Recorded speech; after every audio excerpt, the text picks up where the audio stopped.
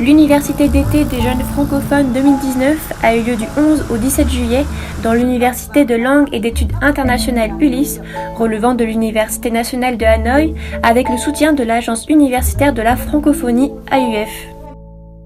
Ayant pour thème Identité nationale et identité des jeunes francophones dans l'ère numérique 4.0, l'événement a attiré la participation de 45 jeunes étudiants venus de 6 pays de l'Asie-Pacifique, parmi lesquels le Bangladesh, le Cambodge, la Chine, la République de Corée, la Thaïlande et le Vietnam.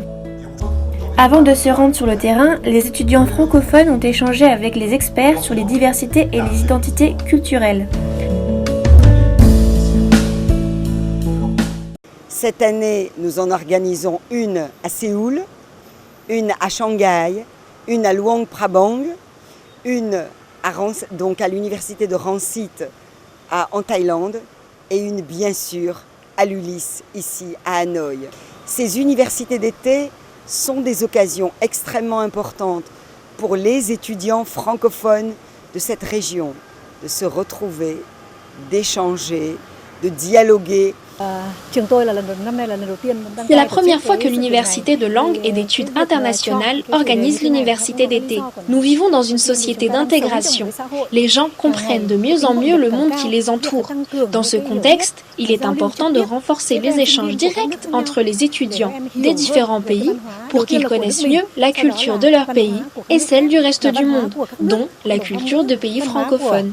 De plus, les jeunes ont besoin d'avoir des compétences pour comprendre et échanger avec les autres cultures.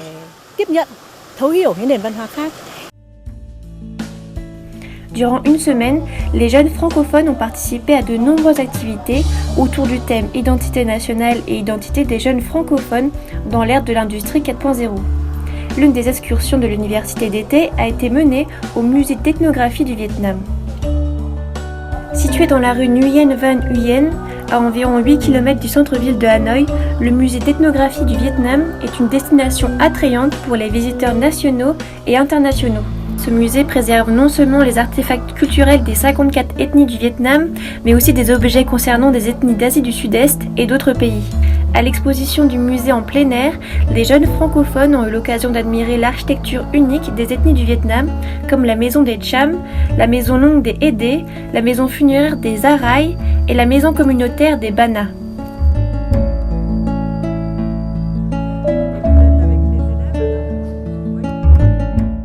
C'est la première fois que quelqu'un du Bangladesh participe de ce programme.